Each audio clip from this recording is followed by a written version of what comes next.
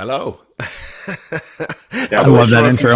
I'm not had sure to if you've sit through got that. the kind of theme of the intro, but it's Arsenal scoring against all of you boys.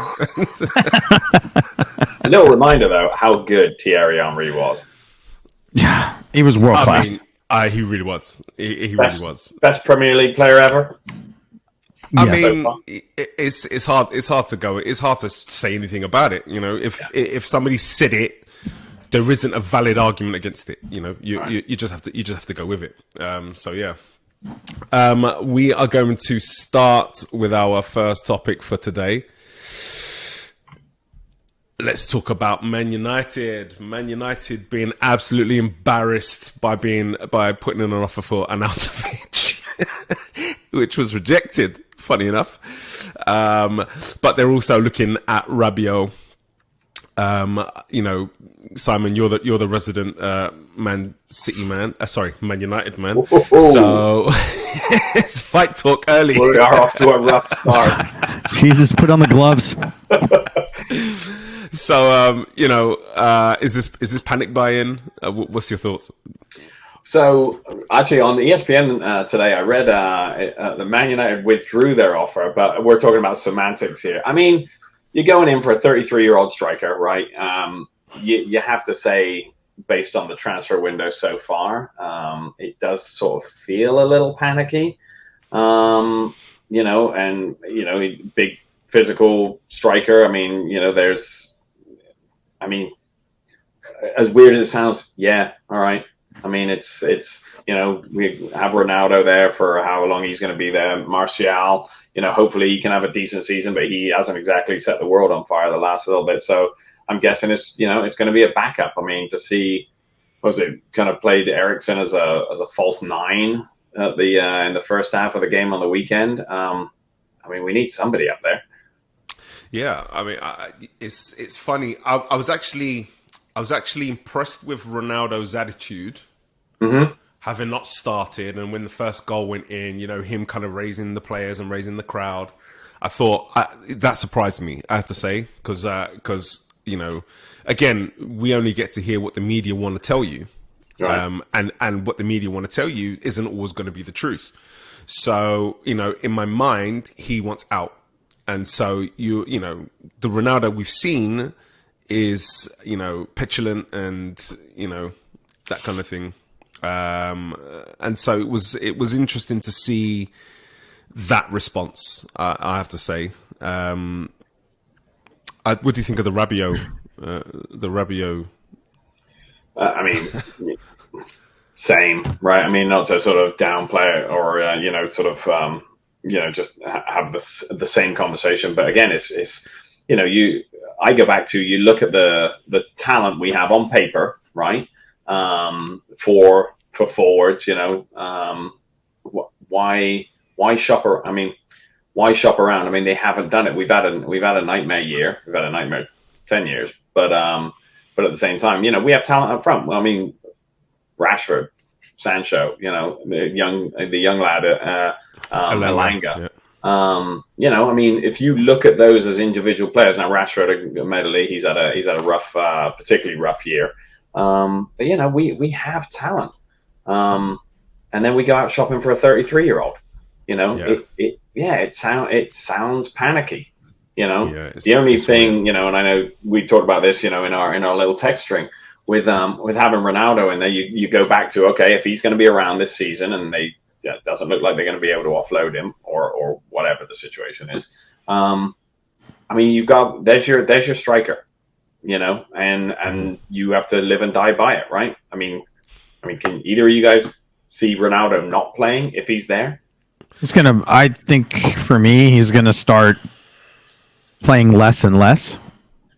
Sure. I don't think he's going to fit into the system that Ten Hag wants to take him. But any other striker, yeah. Is this where Ten Hag says, all right, I've got to put my sort of stamp on this team and do the unthinkable and not play, you know, arguably one of the best players ever play, 37 aside, but he's still capable. It's not like he's out of shape. He's a fit machine. Yeah. So I mean, just, you've got to know. I mean, he's got to know, to Angelo, to your point, he sat on the bench, and he knows every camera's on him. I mean, it was almost embarrassing, every time a shot gets missed, Rashford missed that ball, that Eriksen clipped over the top. Panda Ronaldo, see what he's doing on the bench. It's like he's a massive part of that team. But to Johnny's point, yeah, he doesn't fit in the system. But you can't not play him. But do you make a point of not playing him? I don't know. I'm annoyed. I mean, for me, you've got to, if you're not going to give one of the younger players, a shot at having, 8-10 consecutive games playing as the number 9 in the centre forward position, and you're saying, okay, we're now we're gonna be using Ronaldo there, then you are gonna have to play the game to Ronaldo's strength, and Ten Hag will have to go in and we might as well jump onto the next topic, because this is all about Man United and what do they have to do to have a good season.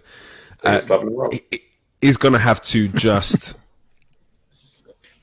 go about building how he would build from the back. So they need to fix the defending. They need to fix. I mean, honestly, that game at the weekend, there were times where they were pressing in singles, in twos, and like the space in between the lines. Yeah. I mean, it honestly, it just looked like they were being taken the mickey out of.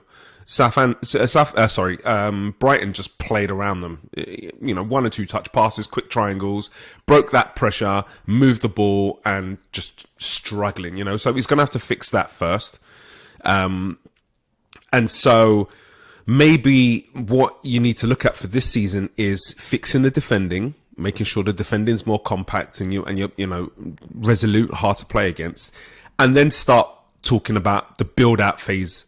How you're playing out from the back, how you're playing into midfield, and then when you start to approach the final third, you just serve Ronaldo. You just got to put the ball in the box, let him go for the headers. Put the ball in the box, let him use his movement to try to get across people and get on the end of things, and that kind of thing.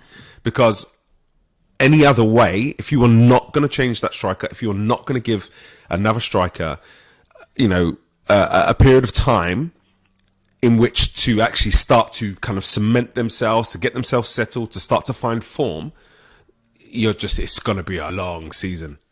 It's going to be a long few years. Yeah.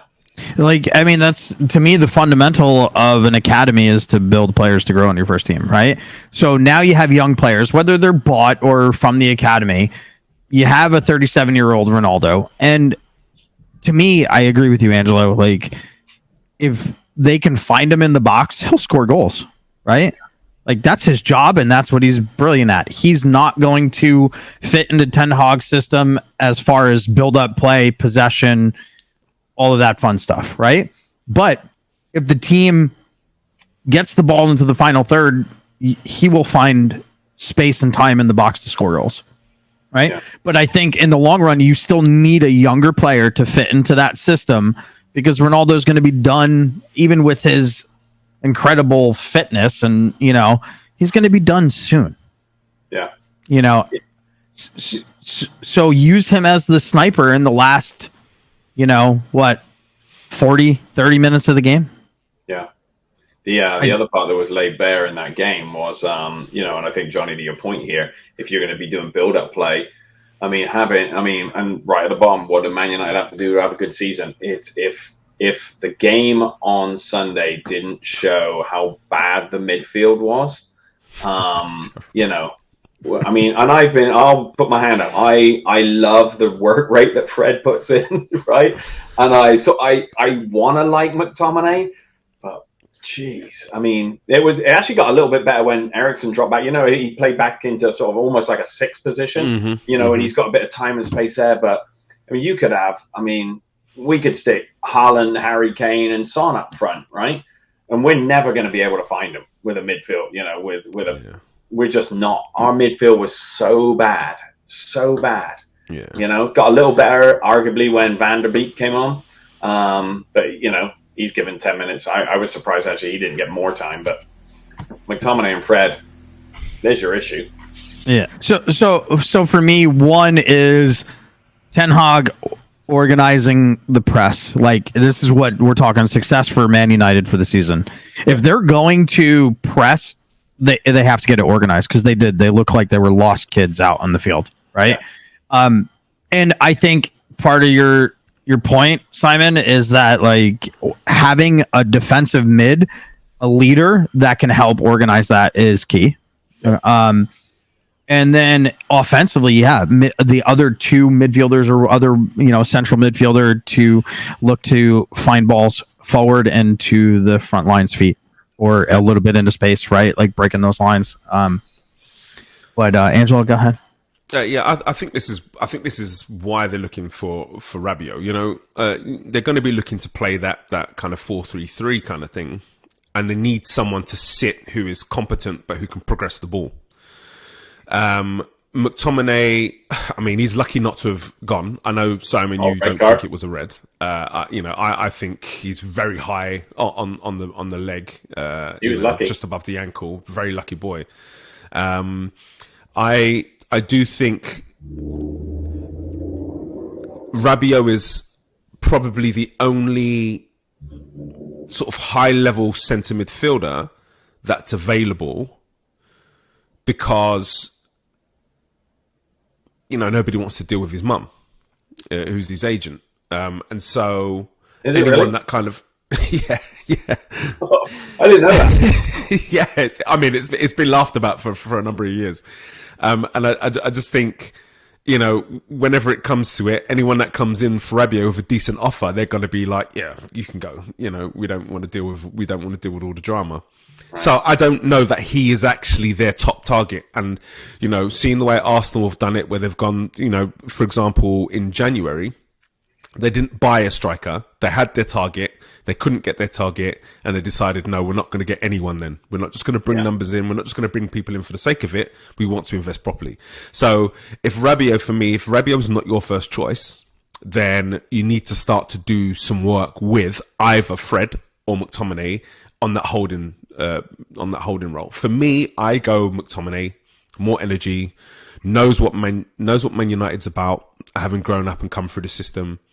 And of the two, I think he's the more offensive minded. Who'd you play in with him?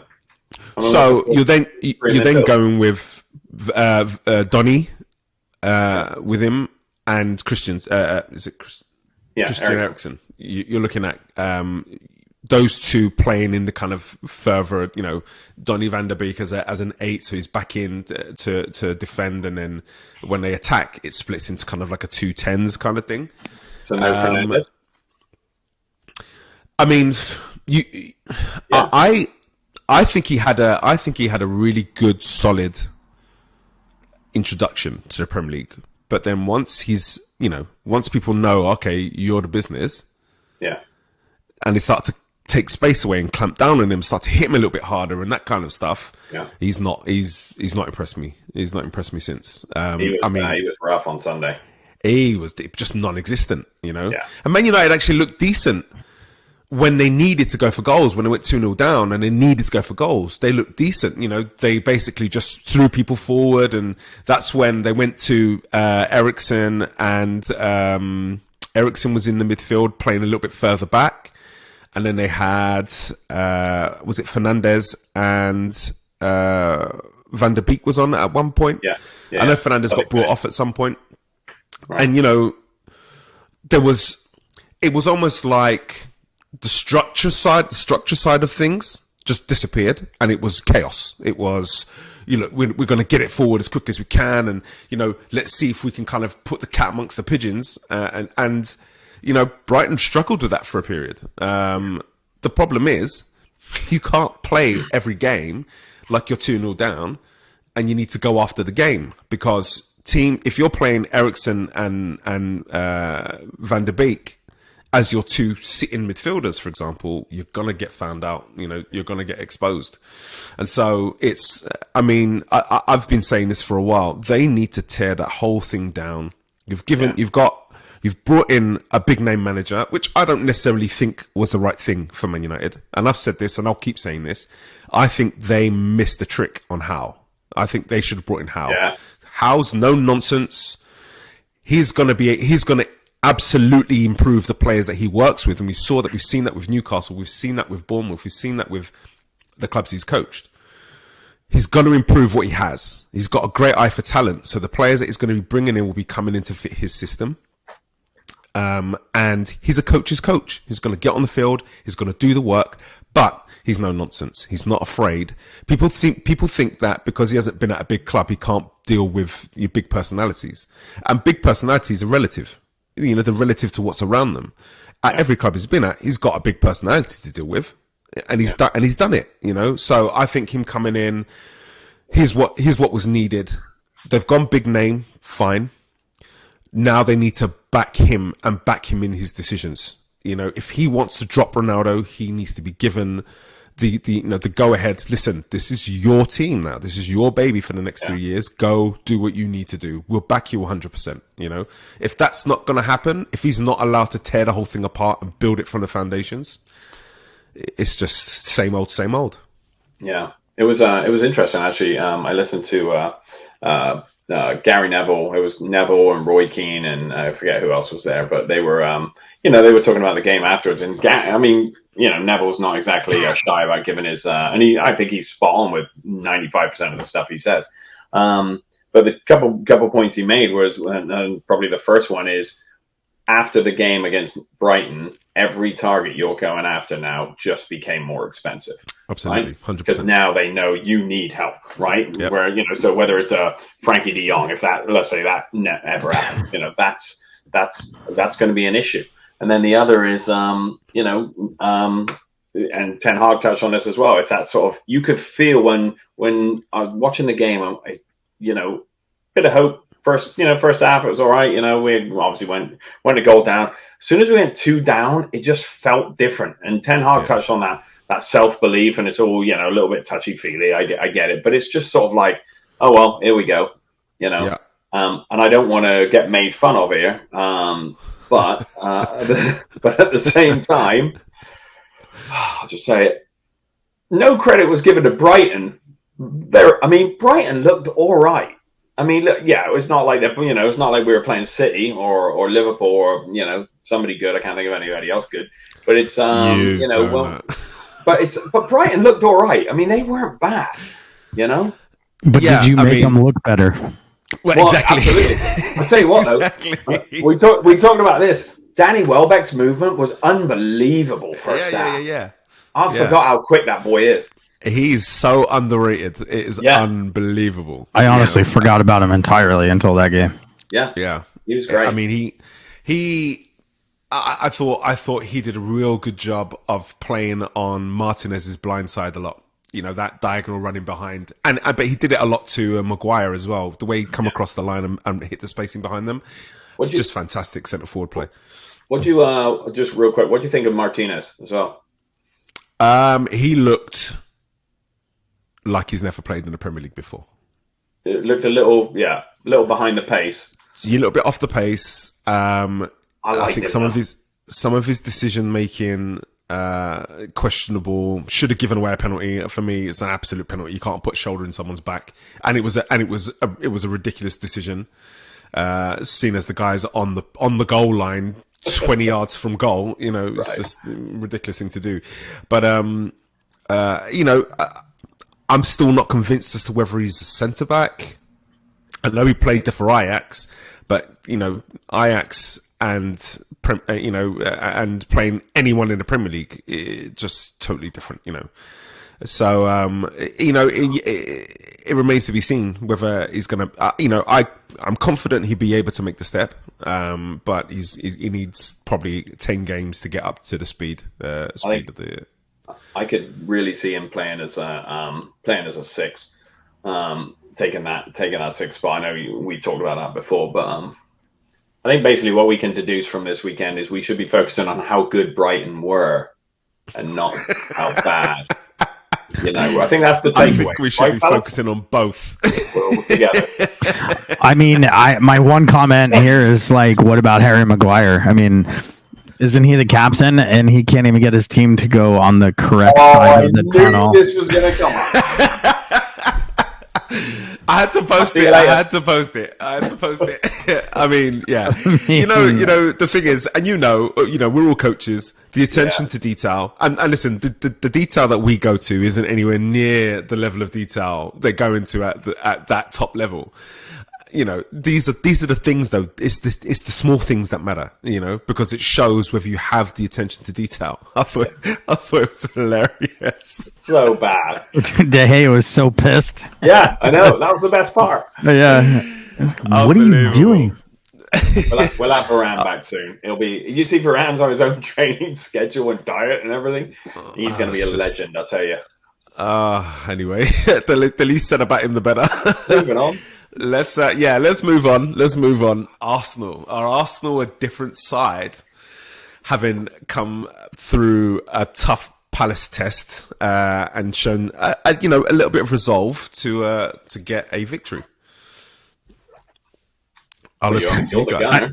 Yeah, you're the gunner. You go first. Come on. I mean, I was pleased. I think the first 25 to 30 minutes, we were just electric. Gabriel Jesus, unreal. Some of his movement, we spoke about Welbeck's movement, some of his movement, some of the running that he's making in behind people, and, just the high press, and, always kind of popping up into the spaces where the ball's gonna find him. And, he had a little bit where he received the ball, kind of sealed out the defender with his body, ran at a defender, nutmegged the defender, and that led to a Gabriel Martinelli chance, which he should have scored. He put wide, and that was in the first 3 minutes. So I'm really happy with it. The thing that I want to see Arsenal improve on from last season is game control. I think now that we've got that dynamic forward, we've got Saka, who's very dynamic, we've got Martinelli, who's also very dynamic, and whose decision making is improving all the time. We've got goals in the team. I'd like to see, when we start high intensity and towards the end of the half, that intensity starts to drop off. When we drop that level, we start to give up the ball a little bit more. I would like to see us drop the level, but maintain possession. Be able to kind of control the game, control the tempo, slow the game down when we need to slow it down, and just show that little bit of maturity in game management. We're under a little bit of pressure. When we win the ball, we don't have to go forward straight away. Can we go back into our keeper? Draw them out of their shape where we can start to play through lines. But if they don't come out of their shape, we can just keep the ball there a little bit, actively recover, and just take this thing out the game. Just kill the game. I think that's going to be the key to our season. I think mentally, Arsenal's in a really good place after the Palace win. I think they are going to be a top 4 team at the end of the season. I think all the time that Arteta has been putting into Arsenal is going to pay off. I always hate to see managers, like really good managers, come in and leave so quickly, because if they're taking over a big issue like Ten Hag, right? They need time to fix things. It's not like buying players is not going to fix things. And I know Arsenal picked up Jesus, right? And I think that was key for Arsenal. But I think Arteta's style of play, the DNA is coming into the team. And then plus having, Saka, Smith Rowe, Odegaard, you got some young, talented players. I think Arsenal is going to really, really shock the Premier League. Obviously, a good weekend for Arsenal, right? I mean, you just beat Palace, especially after, what was it, back in April? 3-0? I think it was 3-0. They beat you, right? But Palace were a 12th place team last year. I just had to check. I wasn't sure where they were. How much of this is the fact that two things? One, I mean, you had a nightmare start last season to the season, right? And I agree with Johnny. I mean, it's worrying from a person who doesn't like Arsenal to see. I mean, if Arteta was at Chelsea last year, he'd have been out by November. So it is. It's nice to see somebody or a team stick by, I mean, Arteta's obviously, he's got the chops to do it. And now I think you and I talked about this the other day, Angelo, he's gotten playing now how he wants to play. And you've added a couple pieces and you've been disciplined, what's his name? Aubameyang, when he that's a big decision to just say, yeah, all right, you're out, go. Yep. And I think a lot of people, myself included, were like, "What the hell's going on over there? You're cutting your own throat here, mate." And then and now look at it. It's one game, but it's good. It looks good. Yeah, I would agree. I think just looking at the youth of the team, or the average age, obviously still got the youngest average age in the team. So many of the players are 25 and under. So you can see them being together for 3 or 4 years, maybe even 5. With, Marquinhos has been bought. He looks like he could really, really have an impact on the season. Looks like a player that could come in and kind of deputize for Saka. Yeah. Again, another dynamic, explosive forward with good quality from what we've seen so far. Zinchenko, massive buy. Saliba coming back. Saliba looked incredible in that game, and I don't say that lightly, but he's just got this aura about him, this poise and this calm, never flustered. Gabriel, I think, is a very good centre back, a top Premier League centre back. But he has these moments where there's panic and he'll dive in on something and miss it, or that kind of thing. And you just don't get that sense from Saliba. Saliba just seems just so, relaxed. It's almost that kind of youthful kind of arrogance. Hasn't really experienced anything, so hasn't got any kind of point of reference with which to be nervous or anything like that. It's just, it was really great to see. I thought Ben White did a great job against Zaha. Most tackles in the Premier League this weekend, kept him really quiet. There's a lot of positive for me. And then the run we've got, the likes of Leicester, the likes of Bournemouth coming up. It's a good opportunity to put a number of points on the board early. And see what that does for confidence, see what that does, for cohesion and that kind of stuff. I can really see Arsenal kind of finding a groove, and like Johnny says, just shocking some people this season.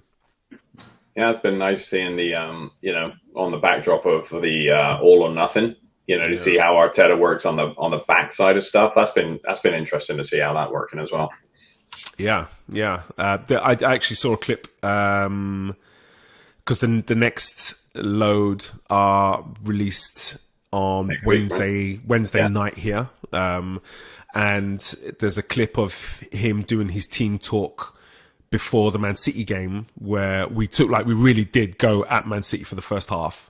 And then there was the red card and, dodgy penalty and, that kind of stuff that came into it. But it was, it's really good to kind of see how he handles and manages the group. Any question of him being a top Premier League manager, for me, should just be gone by now. Yeah. He came into what was quite honestly an awful situation. It was a mess. And he's turned it around. He really has turned it around. And he's been at the club before. He's worked under Pep for how many years was he there? Well, 3-4 years under Pep. Yeah. He put some guns down. Good, man. We are worryingly good. We are your blueprint, Man United. We are your blueprint. The thing. I'm waiting for when is your Gunners pessimism going to kick in? I mean, there had to be was there anything that went wrong, or was it just like everything's great, we're going to win the league this year? No, we're not going to win the league this year. There's still some. They're going to qualify for Europe, though. Mate, well, exactly. we didn't need to go there. That's not a sign of a good team. I think we still have some naivety that that we will show ourselves to be naive at times, and so we won't win the league. The only worry, like I said at the beginning of this segment, was how we gave Palace an opportunity to kind of come back into the game and put us under pressure. I mean, Ramsdale's had to make 2 fantastic saves He's good. to keep us in the. He is really good. I mean, I think he'll be England number 1 by the time the World Cup rolls around. But I'd like to see them just learn how to either kill your opponent off by being more clinical and taking your chances, or how to kill your opponent's momentum by getting that ball, keeping it away from them, playing back into your own half, and just draw the other team on. When we play a lot of teams that low block us, and so when we've taken the lead in a game because we started fast, then keep the ball across the back line, go back into your goalkeeper, keep the ball away from them. They're going to have to come out and get it. And when they do, we can then use, the creative players, the movement, the transitions in positional rotation, and, the way we move around and find space on the pitch. We can use that to then further kill the opponent. And so for me, that's just experience, game experience, learning how to waste time and stuff, is an important part of the game, and I think they'll be learning that again a little bit more on the fly this season. So it won't be set, but I definitely see. Like I said, I predict 3rd, and so I'm sticking with that for sure. Man City. I'll put the question to you, Johnny. The worry for Man City was that they'd let go of a number of key players, even in terms of how they were able to rotate the team. So letting Sterling go, letting Jesus go, letting Zinchenko go. Those are players who could come in and play first team. And they've gone. They've brought in Haaland. Now the issue becomes, well, Haaland isn't an Aguero type who can drop into midfield. He's not a Jesus type who can drop into midfield. He's not that player that can drop into midfield. Link, he wants to go in behind. He is what I know a 90s number 9 to be. Yeah. Right? He's a goal scorer. I remember the 90s. He wants to go forward. He wants to go forward. Doesn't want to come back. Doesn't want to do. Doesn't want to necessarily do the defending unless it's in the final third where he can get it and score. Right. So how do Man City change to accommodate that? And do you think they have? And how do you think they've done that? I mean, game 1, yeah. I mean, you kind of saw this different look at City versus how they traditionally play, right? Like, so I'm obviously a long time Pep fan.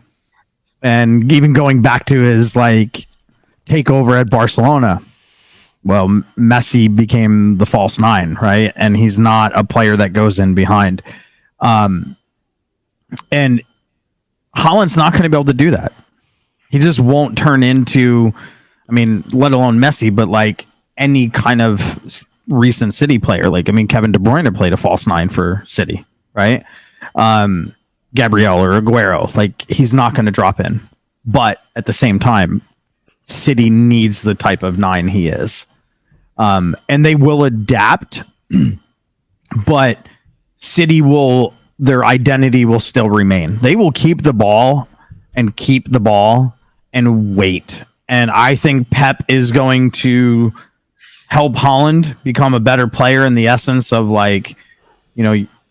drop in, draw defenders, and then look to get in behind.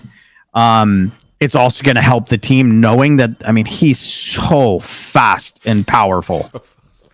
He's 20 years old, 22 maybe. I know he's still very young, and he manhandles people. The physicality is there. His speed, his touch, and his just prowess to finish. He's going to be a future Ballon d'Or winner. Within the next 2 years, I think. Unquestionable. Yeah. Yeah.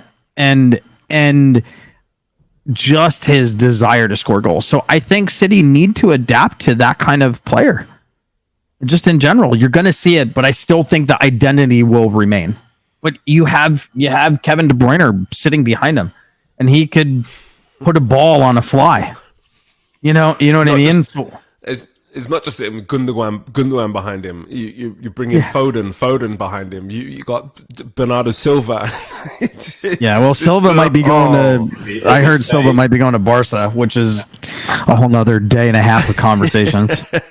Yeah, I don't see it, but for me, I mean, when you have someone like Haaland in the team, it's obviously he's going, like exactly like Johnny said, he's going to get goals. You know, he's a machine. It's scary how good that kid is. The knock is always, and I've been one of them. You know, he's done it in the Bundesliga. Now, can he do it in the Prem? Obviously, physically, he's more than capable.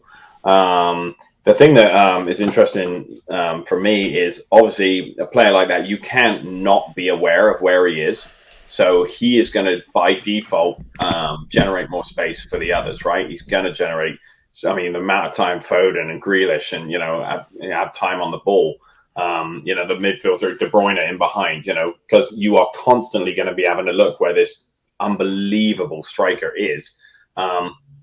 It opens the game up for everybody else. So to Johnny's point, yeah, City are always going to dominate possession. And now the guys who you don't want to have the ball, like a De Bruyne, We're going to have the ball. Yeah, he's going to have so much time because you're like, where the hell's Haaland? Yeah. It's great. It's depressingly great. Yeah. And I love that you brought up Foden. You know what I mean? To me, he's somebody. He's an epic talent. That kid. But yeah, you have to for me, City should run a 3 back and a 2 up top, play like a 3-5-2, because of how traditional they use their wing backs, right? Yeah. But imagine having a false 9 and Haaland. Yeah. That would be disturbing, for City to play that way, I think. Although I'm not Pep, but I think playing a 3-5-2 would suit. If you have someone of Haaland's talent and then, your traditional false 9 type players, the amount of space that you can create, just be magical. Yeah. I think, I'll just give a hint to my predictions. I think City wins the league, and I think Haaland scores 30 plus goals this year. How in the Premier League goals or in all competitions? No, Premier. Yeah, I think he's already had 2, and 1 was a pen, but he earned it. You know what I mean? He's going to score a grip of goals, injury free, 30 plus. That is always the question for me. Yeah. That is all. We know he's a big boy. We know he's solid, strong, powerful, quick. He's got, coordinated agility, all of the components of fitness you need to be a top player. We know he's got it all. But he's also going to be coming up against defenders that are more physical, that are quicker, that are more agile than he's played against in the Bundesliga. And he's going to get hit harder a lot harder in the Premier League by defenders than he would in the Bundesliga. So with the injury concerns already there, knowing that he's going to get, a bit of a kick in, because that's the way they're going to do played. If he can stay fit, he's going to be a monster for sure. He'll be a monster. And to add to that, health of his fitness and healthy, right? Staying healthy. The other, as we just talked about, if they're sticking to Haaland, you're going to have to deal with De Bruyne. You're going to have to deal with Foden, Grealish, etc. There's just an arsenal, literally, of people behind him that it's going to be hard to deal with. And the second you give Haaland space, the way I compare Haaland is he's a better version of Ronaldo at that age. You know what I mean? Yeah. He's a better version of it. He's more physical. Yeah. Cristiano. No, Cristiano. Oh, okay. Yeah. He's a better version of Cristiano at that age. And that's scary because Cristiano was, I know, but think about it. He's already scoring, and he's outscored Messi and Ronaldo by a good distance at that age. Yeah. Right. And he's not Messi. They're different. They're different body types, but his body type is similar to Ronaldo. His style of play. So at that point, if he has time and space, as the other teams are trying to defend De Bruyne in space, they're just going to find him. He's not going to score these wonder goals dribbling through everyone, but he's going to finish every cross, every 6-8 yard touch in the box. He's going to finish. Are you what were your thoughts on Grealish this year? Not to throw out hyperbole, but is this kind of a a do or die year for him. I mean, he's not exactly featured, which is not a surprise. He didn't feature much last year, or in terms of coming from Villa. He's the main man. He's never going to be the main man at Man City, right? But where does he fit in now? I mean, he's going to want to play, right? I'm gonna say this, but I'm gonna follow it up. So just let me get through this. They overpaid for him, and he's overrated. Mm-hmm. Okay, but I still like him. I think what Grealish is very good at is having the ball at his feet and creating, and I think he's very, very good at it. He's not $100 million worth good at it. And being on that team, if he doesn't check his ego, he's going to struggle, right? Long term. I don't know if it's do or die. Like last year's your first year under Pep. That's always extremely tough. You play in a new system. You play on a team that is worth $1 billion, and everyone on that team is elite, all world-class players, right? And, you have to make a mental adjustment for no matter how good you are, right? If he can get right mentally and just realize like, hey, I'm not going to play every single minute, even though I did at Aston Villa, right? He'll be fine and he'll produce. I mean, he's not going to be scoring. I don't think he'll score more than like 6 goals this year, 7, like 10 would be epic for him, right? But the way he creates on the ball and creates opportunities for other players, I think is actually really, really good. But again, overrated, I think overpaid. Just to kind of cap off Man City, the thing that really impressed me about them was, and the thing that, and then I'll talk about why I feel like it makes them so dangerous, was more crosses into the box. You can see even Foden, like we've seen Foden over the last 2 years, and he picks the ball up in those pockets. He gets on the half turn and he's coming at you and he's running at you and he's got this kind of, Asprilla-like body movement where he looks like he's lazy and he kind of, and he manages to kind of wriggle his way through these things. And he wasn't doing that. He picked the ball up, he turned, and he's looking for Haaland almost immediately. And he's looking to slide in behind. He's looking to put the ball into the box. Even I saw a few times Grealish pick the ball up and look to go down the outside of the defender and pull the ball back across the 6-yard box.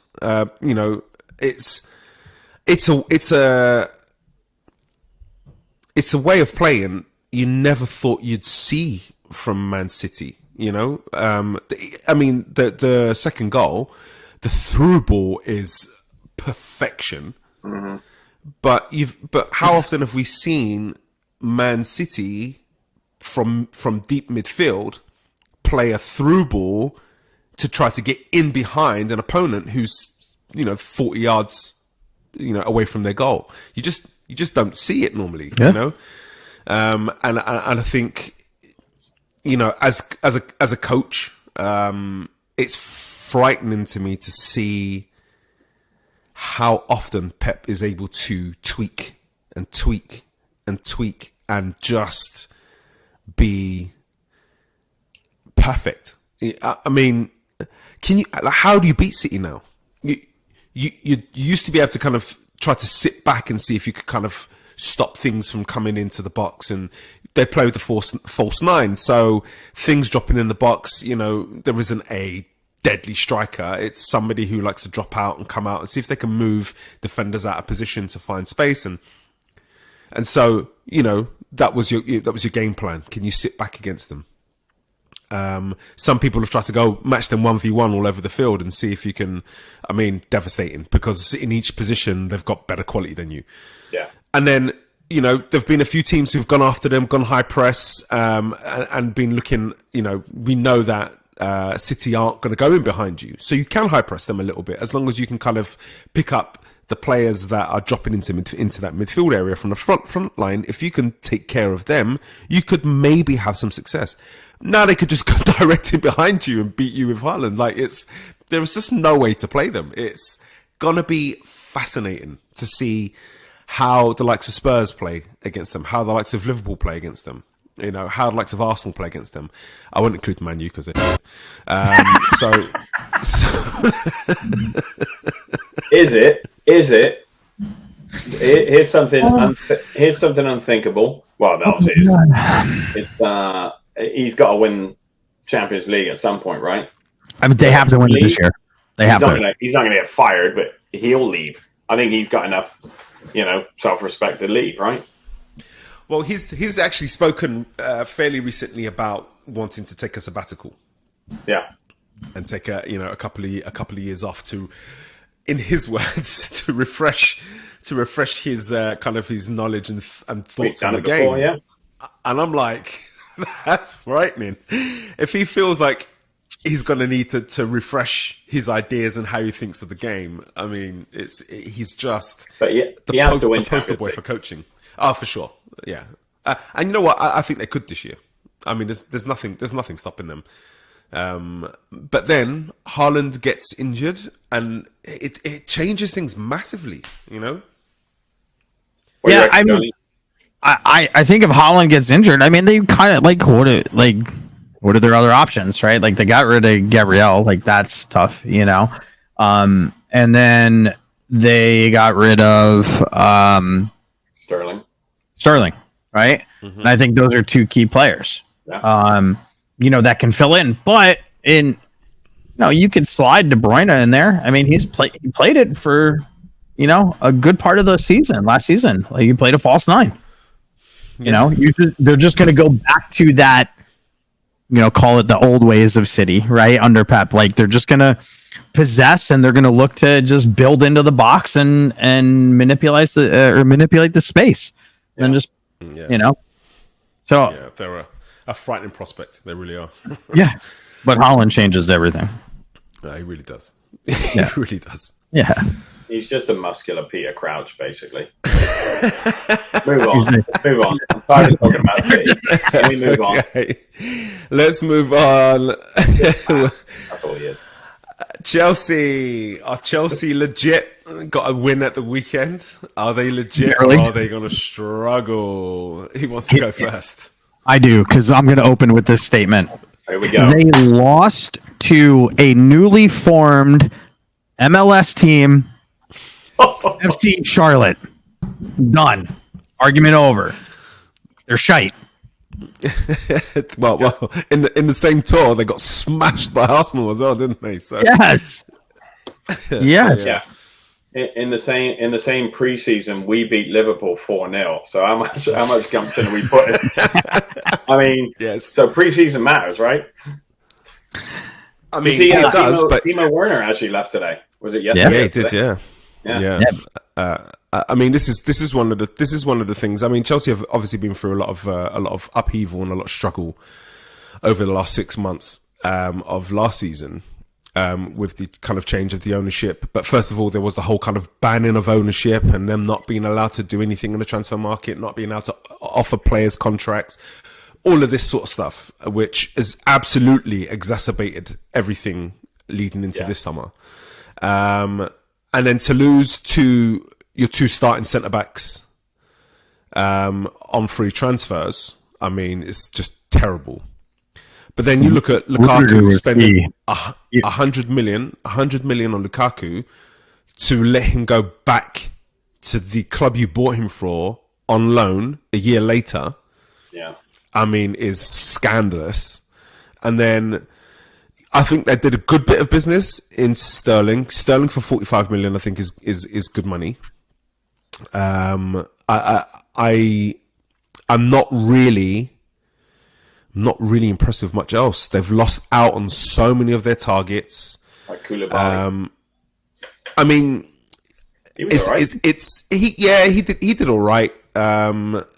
It's yet to be seen. The thing you kind of know is players coming out of Serie A, defenders coming out of Serie A usually are legit. And so, I thought there were a few times in the game he was a little bit ropey, made a few kind of weird decisions, but overall, I just kind of feel like they used to have this thing about them last season, especially when they were going through their terrible time, in terms of what's going on in the background. They used to have this thing about them where they didn't really play well, but you knew that they'd always create something and that they would manage to find a way to win the game. Right.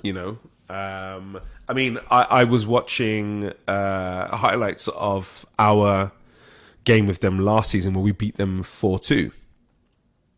And we dominated them, and they still managed to find 2 goals. Like one was like a deflected off 2 players and beat the keeper.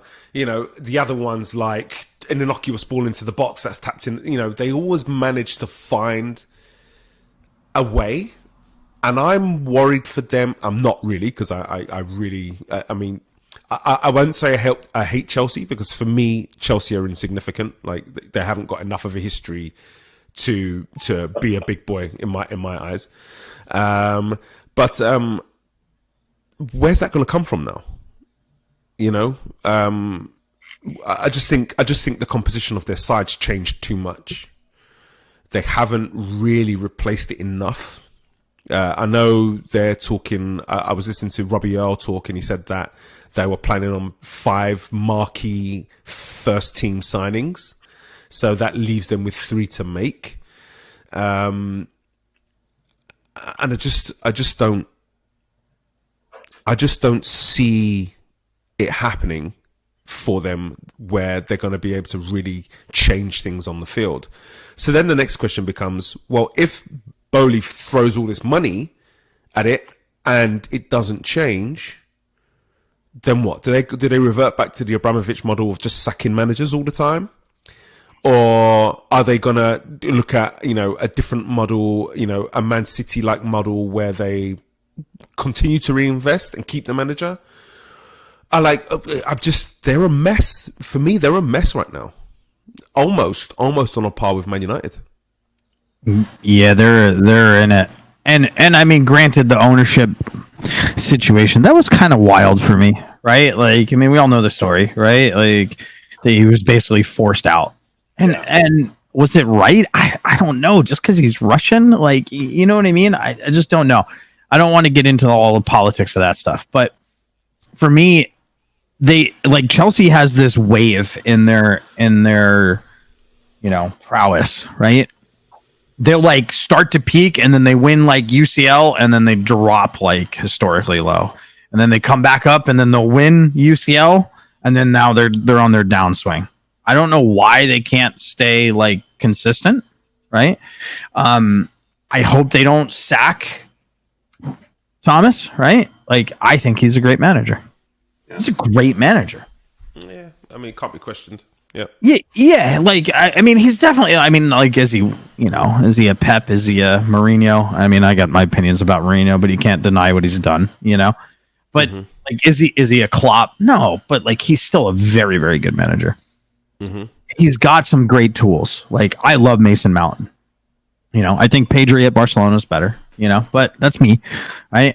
But Mason Mount's, I think, brilliant. The other issue that Chelsea got robbed this summer. Robbed by Barcelona. Almost everyone that they targeted, Barcelona picked up. Yeah. But it's funny. I mean, it's funny you say that, because I have no sympathy for it whatsoever, because I feel like Chelsea have historically done this to everyone else. And when Mourinho first came in and, Abramovich was at the club, they did this thing where anyone that was English, that was anywhere near decent, they just went and bought. And they spent 10 million more than anybody else was willing to offer. Bear in mind, this is like 2004, right? Right. You think about Joe Cole, you think about Damien Duff at the time, you think about Sean Wright-Phillips, you think about Frank Lampard. Like, some of the players, they just top talent, yeah, bang, snap them up. Top talents, and they just snapped up all of the top talent. That I don't necessarily feel. I think maybe at that time they had a good scouting network, maybe, that helped them identify top players. But there was definitely a part of it where they were just trying to keep other teams from being able to acquire talent. Joe Cole hardly played. Sean Mike Phillips hardly played. The thing that I find quite funny now about them is it doesn't seem like they have their own talent identification. Like, name a player that's been linked with them that hasn't been linked with another top team first. I kind of feel like because their managers change so often, they don't have a philosophy. Yeah. You can look at Liverpool and you can say what the philosophy is. You can look at Arsenal now and you can say what the philosophy is. You can't look at Chelsea and say, well, look, this is going to be the style of play. They're going to use this formation. It's going to be this style of play, And I think the lack of that, because, on average, they've changed their managers every 14 months, right? Yeah, that's crazy. In the Abramovich era. And so, how do you start to put together talent identification when you haven't got a playing system behind you for you to look at who will fit your system, and so for me, they've basically just gone stealing other people's targets, and now it's happening to them, and I'm delighted about it. I want Simon to answer some of that because of the identity and the rotation of managers every 14 months. I feel like United is identically the same. Like, it's tough, right? Like, yeah, it's as weird as it sounds while I was listening to you talk. Well, first thing I thought, Angelo, was your inner gunner. Your inner gunner is showing. But part of Chelsea over the Abramovich. Undeniable, right? If you don't win, you're out, and it doesn't matter how big a manager you are. That's what's going to happen to you. But in a weird way, and I don't even know how to phrase this. That sort of is their identity. So I think it's and it may hopefully it changes over the with the new guy coming in and taking over. But I think that was Chelsea's identity, and we can argue as purists, it's like, well, you've got to have a youth academy, you've got to have an identity the way we're talking about it. But what if that is their identity? And you can't say it wasn't successful, certainly for, the early part of the 2000s or, 2010, right in there somewhere. It worked. And purists aside, is there anything wrong with that? At the end of the day, if you're a Chelsea fan and you're bringing in trophies, if you're sitting at Stamford Bridge in 2010, 11, 12, right around that area, right, and you are seeing the success that you're having, right, you don't care. And again, philosophically, yeah, we all want our club to have massive history. And you're right, there's not. It's like City, it's not a real club because but it's you have you want that history. But what if that's the identity? Is that bad? Jump in there and say there were shots fired there at you, Johnny. I don't know if you heard it. Shots fired. If you're gonna say that about Chelsea, come on. Yes. I agree. I think the thing with Chelsea is this their style? Is this their way? Yes, I think it's unquestionable. Yeah. And it has been successful, but as Johnny said, it's been wavy. They've had a period of time where they've been on the up and they've won a lot of stuff, and then once there starts to hit that peak and then they start to decline, then they sack the manager. And so then they're happy to kind of finish, off the pace for a year or so until they find that next person. All the while they're throwing money at it. And you just think they could have been a Man City. They could have kept a manager who's got an opportunity to imprint their playing philosophy on the club, and then also throw money at it. And, would they have had a period of dominance like what Man United had in the 90s if they had stuck with one person and just, use that to kind of use money to refresh the team. But you're talking about success in a through a different lens, right? Chelsea, I can't remember exactly how many Premier titles they've won. I think it's 5. As successful as City. They've just done it differently. So yeah, but they've been as successful as City over a 20-year period compared to City's 5-year period. Or no, I 6-year agree. period. But it's just different styles, right? And I know Johnny's going to jump in here, but if at the end of the day you've won something, if that's your trajectory, win, nothing for a year, bad 2 years, win, nothing for bad. I think most clubs would be okay with that, and that's how they are. City has been fantastic, huh? I know Spurs would be all right with that. Yeah, but City has been great. I mean, City has been great for the last 5-6 years. I mean, they've dominated everything except Europe, right? And you could argue that apart from 1 or 2 games, they've dominated that too. But again, it's silverware. Liverpool on paper did not have a good year last year, right? What did they win? The FA Cup? Carabao as well? Did they win the Carabao as well? Yeah, they were up for 4-1-2 or 1-1. Bad season, right? Yeah. So is that a bad season? So go on, Johnny. I know you want to jump in, but it's like, again, we're talking stylistic play. City play the beautiful game. Chelsea just buy championships. At the end of the day, they got the same number of trophies. Yeah, but to Angelo's point, it's 20 years versus 5, right? Yeah. And so, but I agree with Angelo. Chelsea had the ability to become what United and Arsenal did. Yeah. Think about the United reign under Alex Ferguson, right? Or Sir Alex Ferguson. Sorry, I don't want to take that away from him. Nope. That was one of the most dominant teams in the Premier League and ever. And then Arsenal, not even just Premier League, is one of the most dominant teams ever in sport. Yeah. What Alex Ferguson did with United was unreal, right? And then you had Arsenal's period. They were untouchable. Yeah, the Invincibles, right? They're unbelievable. And now you're seeing that with City in a lot. And even Pool, it's weird that they're happening at the same time, but you kind of you see it with those two clubs, and Chelsea's missed the boat. Yeah, I mean, they could be Premier League legends, and they're not. They're good for a 4th place, 5th place, sometimes winning it, sometimes 3rd. But as of right now, who do you put in your top 2? Pool and City. Yeah. And you have for how many years? Yeah. Right. And now there's a lot of people that are Chelsea even going to make it? Yeah. They missed the boat, and I think in a weird way, Simon, you're right. They have an identity. Yeah. And it's not a good identity, in my opinion. I agree.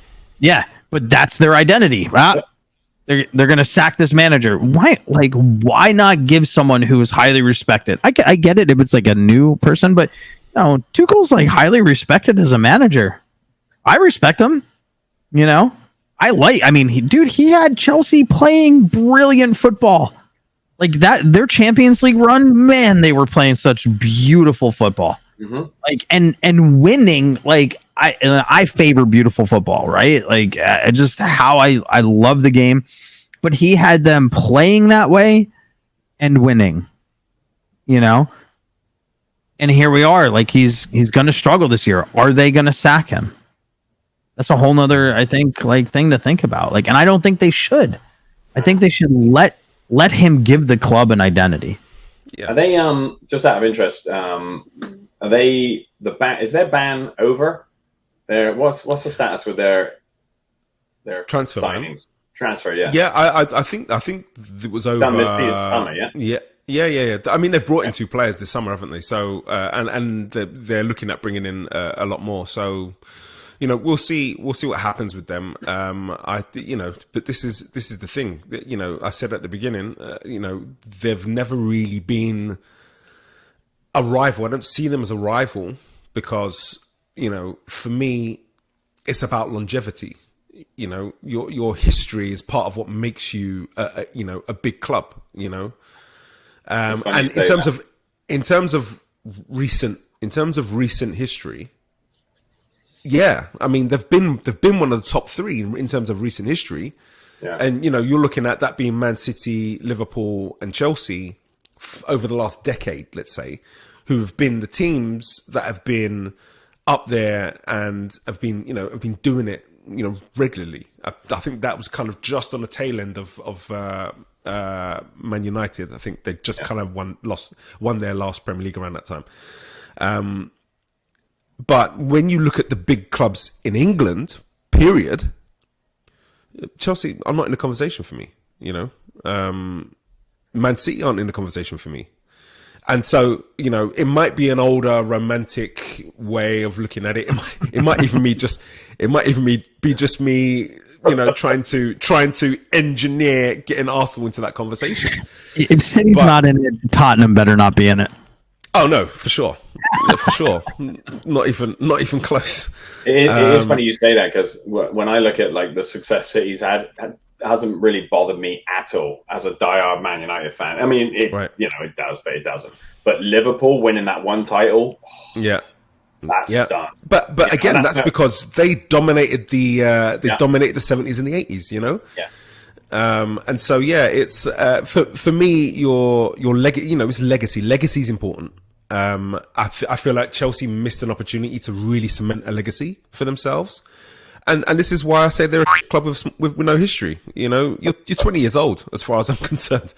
You're 20 years old, and there's not much else to it. You've had a good 20 years, but now that other people are doing what you're doing and doing it better, where are you going to be?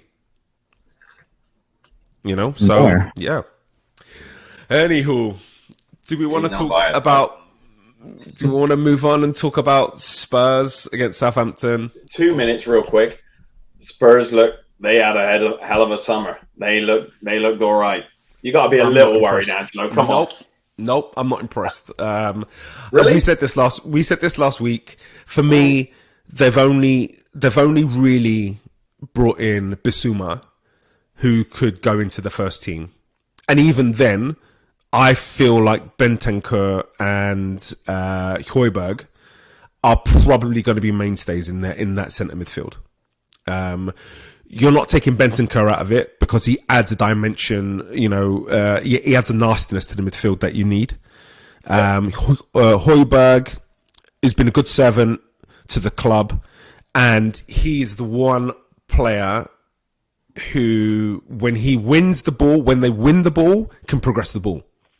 So taking him out, because Bissouma doesn't play forward. Right. So taking him out, you take a little bit out of the attacking side and the transition side of the game. So Bissouma, Perisic, 33 legs will go. Richarlison, I'm not worried about in the slightest. I mean, is he even going to play? He's not going to take Kane's place. He's not going to take Son's place. He's not going to take Kulusevski's place, so who's he starting for? And him notoriously, looking at his kind of history in the Premier League, when he comes into games, it takes him a while to get into it. So you bring him in with the last 30 minutes of the game, and he's not going to impact it. So yeah, I'm not impressed, not even a little bit. I feel like your inner gunner is showing again. Well, I'm gonna wear it. I'm gonna wear it with pride too. We need Wayne in these things. Come on, Wayne. You gotta get in there. Defend yourself, son. I know. He's scared. Need to be in here. He's scared. Yeah. So, Johnny, let's move on to your predictions. Let's go with your top four. Oh, I had a top seven that I think you would really enjoy.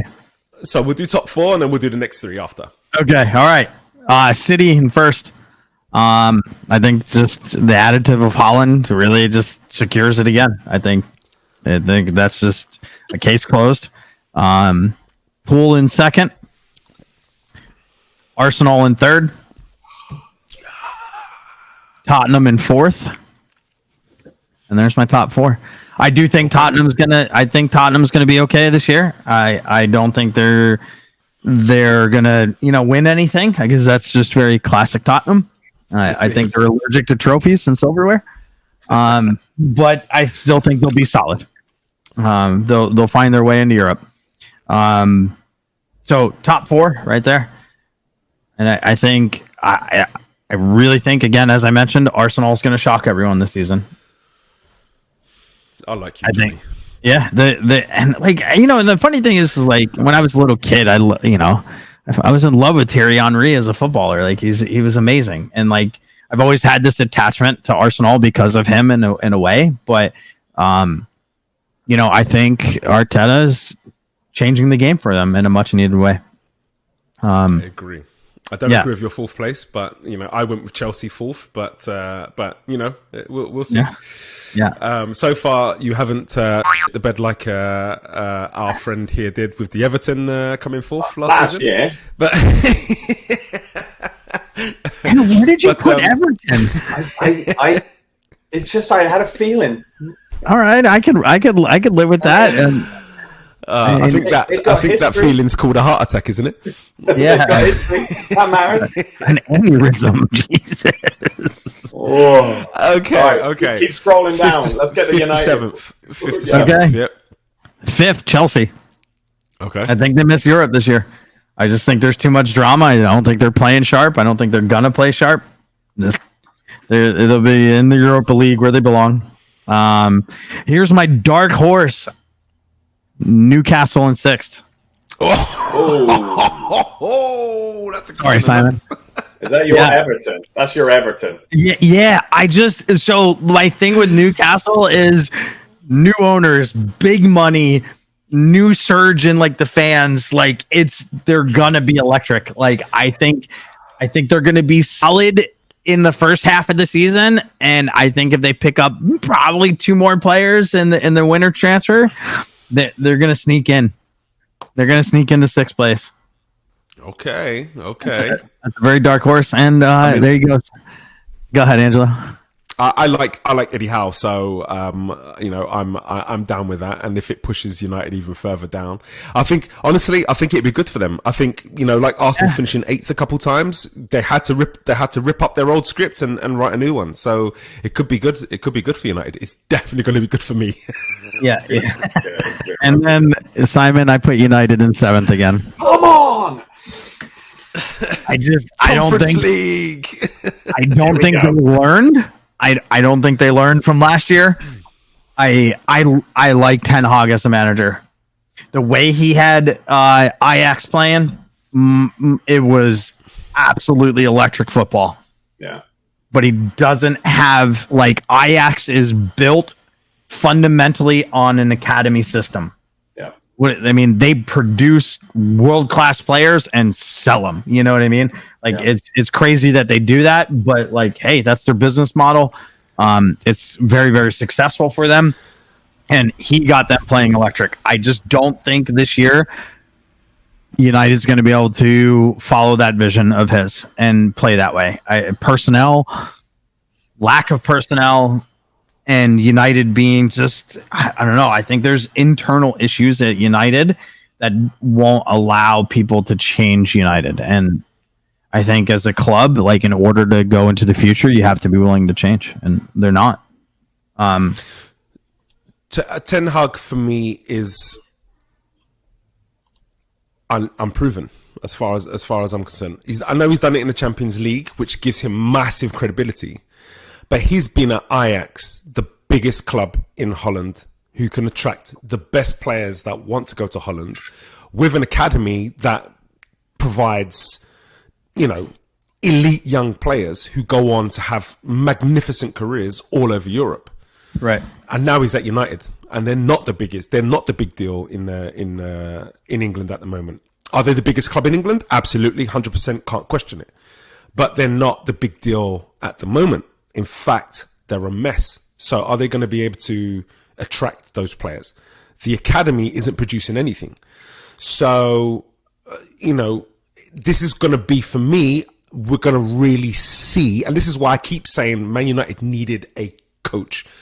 somebody who was going to be able to go in and instill philosophy, instill the cohesion and the culture that's needed in the changing room and on the training ground, and we've seen that from Eddie Howe, which is why I keep going back to Eddie Howe to Man United. So for me, he hasn't proven anything yet. He's a little bit how kind of people viewed Guardiola coming out of Spain, being, at the best club in Spain with the best academy in Spain who could attract anyone they wanted. Not only that, he had the world's best player. And so, that's the thing for me. That's what I'm looking to see. He's got to prove himself. I think this is make or break for him. I really do. Anywho, on to relegation. Oh, I didn't do relegation. Okay, so you can think about that. I'll give Simon an opportunity to retort because he looks like he's coiled up viper-like and is ready to attack. Come on, Simon, give it to me. I think if we win, what are we in the European Super Flag League or something? We're playing in this year. Yeah, you're playing flag football. Exactly. If we win that, then we'll be in Europe next year. No worries. I think it's an automatic berth if you win whatever we're in. That is true. But you've got to win it. You've got to win the Europa, and we're in it. And yeah, that's all right. We don't have anything else to focus on. No, I've got no retort. It's true. I fought it for a while. I've got no real comeback. It's going to be. I'm really looking forward to these podcasts, but I'm feeling like this is going to be a rough crowd. I need Wayne. He understands disappointment. You need someone else that we can all dump on. Yeah. I mean, because at least if Wayne's here, Johnny's at least got a little sort of decorum. You are just going to be laying it on thick. Oh, absolutely. But I need Wayne to be your target. Please come back, Wayne. Yes. You heard it, Wayne. Let's get you on. Okay. Have you got a relegation candidates, or we can move on to a different category? Off the cuff. Come on, Johnny. Oh, dude, I really don't. I haven't even thought about it. I'm still laughing at the fact that United finished 7th. So while you have a little bit more of a think about it, we'll talk about top scorer. Ooh. Haaland. Yeah, I figured. I figured you'd say that. Who do you think is going to be the biggest surprise of the season? Who's going to overachieve? Let's say that. Man United at 7th. Man United in 7th. Are we talking team or individual? Wayne. Team. We're talking team. I think my statement goes with Newcastle. I think Newcastle's going to overachieve. Okay. Yeah. I mean, they're going to finish in the top 6. Okay. Good. The biggest underachiever. Chelsea. Okay.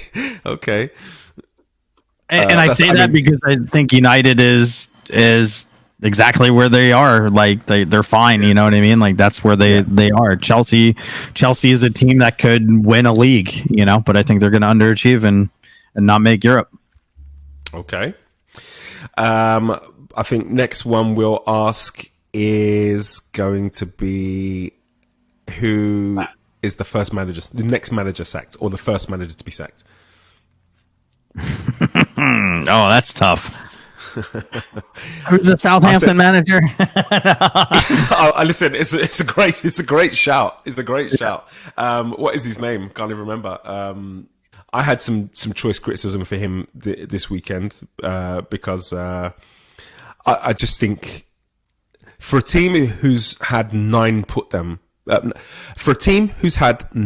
goals put past them on numerous occasions in the last few years, I don't think he should be as egotistical as to feel Southampton have a way and we're going to play the Southampton way against whoever we play.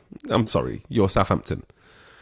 You need to recognize that if you go and try to attack Spurs, who like to play on the counter-attack, you're going to get absolutely smashed. And so as soon as I saw Southampton trying to take the game to Spurs, I was just like, oh, for God's sake, seriously? I don't think he learns from his lessons. And so they could massively struggle. I was actually gonna maybe change my relegation prediction and put Southampton in there. But yeah, I think he's a huge problem for them. Is that who you're going to go with? Yeah. I think I like after what I saw over the weekend, I was just like, nah, because they're going to stay in relegation and they're just going to hawk him. You know, they're going to get him out of there. Yeah, Ralph Hasenhüttl. There you go. Yeah. Okay. So Hasenhüttl, first manager sacked. Okay. So now we're going relegation. All right, you ready? So Southampton, I think Nottingham Forest is getting chucked right back down. And I'm gonna say Crystal Palace. Really, Palace? Bloody hell! Yeah, I don't know. I have it like I'm gonna go with Simon's statement here. I just have a feeling that they're not gonna have a good year. Wow. Yeah, work for me. Okay. Yeah. Which in theory, I feel like that is Simon's Everton. that is bold. So then, based on that, how come Vieira's not the first one out? He probably should go, but I think they're going to tolerate him for a while. That is bold. Now I may change this. I'm shocked. Like what we need to do is we need to do a Christmas break or winter break for sure evaluation of this, right? Like, absolutely, 100%. We'll do that. Yeah, but yeah, that's my feeling right now. Like that's yeah. Okay. I mean, Christmas break is where we're gonna laugh at Simon because we thought they might come in 7th and they're way off the pace. So surprise, you'll see. Yeah. I mean, listen, I've old school. So for me, the Premier League has been, Blackburn were there for a tiny piece of time, so I'm not really going to include them. Newcastle had their little period where they battled, but for the bulk of that early part of the Premier League, it was Man United versus Arsenal. So there's nostalgia there. I'd like to see, of all of the other clubs, I'd like to see Man United do better. But that's nice. They need to burn that mother to the ground before they can build it from scratch. So. It's weird because you feel like Man United need to be successful at football just because of who they are as a club. You know what I mean? Like they're a huge club, and yeah, my childhood has a lot of Man United moments in it and stuff like that. But I just hate them. I do not feel the same way about I need an Arsenal to do well or anybody else. I'd be quite happy. I don't need it. I don't need them. I'm just saying, if it was a choice out of all the other teams, then they'd be the one I'd want to be up there. I'd like to see. Well, again, if I had the choice and I was gun to my head and right, you need to set up a rivalry for the next 10 years. Who is that going to be against? Then it'd be against Man United. That's who I would choose. All right. Anywho, it's been great at chatting. I always enjoy these. I always enjoy these chats. It'd be nice. I do have one question. Okay, go on then. All right, who's the Premier League MVP? Who's the best player? At the end of the season. So yes, this was actually one of the predictions. I said Trent Alexander-Arnold. I said Mo Salah, and he'll win the Ballon d'Or this year. Oh, yeah, that's interesting. So yeah. Over to you, Johnny. Haaland. De Bruyne. Move on. De Bruyne. I mean, De Bruyne is a safe shout, to be fair. Yeah. He's so good. Injury free. He tends to get injured a lot. So that is your pick, Haaland? Yeah. No, De Bruyne. Oh. Yeah. EPL's best is De Bruyne. Yeah. Didn't he? I mean, who just it's won hard it? to argue with. Yeah. Who won it last year? Was it? No, I think it was De Bruyne. I think it was De Bruyne, yeah. It was? Yeah. I think Trent's an interesting pick. Yeah, isn't it? Yeah. I mean, like I said last week, I just think he's learning how to invert. You're seeing him pop up a lot more in the midfield now. Yeah. And with his passing range and with the tactical growth he's gone through, I feel like with Liverpool at the moment, he's the one you've got to keep quiet. If you can keep him quiet, you could potentially have a good day. And I think with him stepping inside a little bit more and looking to take the reins and looking to create, and if he's able to start to dictate tempo of the games, the way the best central midfielders have done, and you look at a lot of those kind of right backs that have been able to come into midfield and just control games. You look at Joshua Kimmich at Bayern Munich, and then there was who was the right back under Pep at Bayern Munich that went into midfield and did it? Philip Lahm, yeah. I just get this feeling from Trent that he's got that Lahm level kind of influence about him. So, yeah. How old is he now? Trent, 24, 25 maybe? Yeah, mid-20s. Yeah. So, yeah. Anyway, I think we'll wrap it up there. An hour and a half nearly. Been good chat. Do you guys want to advertise yourselves on your social media? Maybe some people can come to Simon's aid and stop me from killing him a little bit. Yeah. Simon, go ahead, get yours out there for all the support and help you need. Yeah, it's easy. It's just Brit in the US. Please come and help, because I've got to deal with these two knobs, because I don't know what Wayne is doing. So any help would be appreciated. There's millions of us out. We're the biggest club in the world. Always will be. Maybe not this year. Maybe not this year. Go on, Johnny. Oh no, you know me. I stay low on social media. He's not open himself to it. Yeah, and I am sensible. You go on. No, you're good. You're good. I was just going to say, I'm sensible Gunner. Absolutely come at me. I'm afraid. I'm not afraid to engage in conversation. But keep it respectful. Don't say anything to me online that you wouldn't say to my face, and I'm a unit. So confirmed. So yeah, thanks for joining us, and we'll be back next week. More Premier League. Thank you very much. Thanks for taking the time to watch my video. If you've enjoyed watching this video, please make sure you like this video and make sure you subscribe to the channel. There's going to be a lot more coming. And don't forget to click that bell. Make sure you click that bell, get notifications when new videos drop. This is the place to come for analysis. This is the place to come for informed opinion. Leave your comments here, or you can get me on my Twitter account, sensible_Gunner. All that's left to say is, come on, you Gunners.